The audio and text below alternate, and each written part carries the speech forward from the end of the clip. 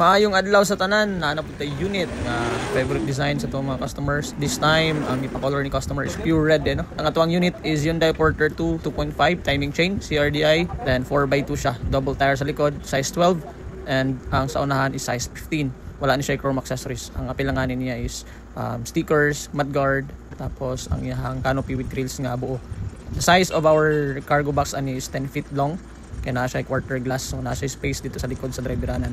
And this unit will bound for Kiblawan, Davao del Sur. So sa mga mag-order, we have available units na single cab 4x2. You can choose your own color, design, as well as mga personalized nga stickers kung gusto niyo ipabutan. So ang gwapo ni guys, kay wala siya niagi conversion, original left-hand drive. Yan. So sa mga interesado, you can just directly send us a message sa comment section guys. Mag-isip yung respond due to a lot of messages. So priority ko na mo ang mga direct messages. Salamat kayo sa tanan and happy new year everyone.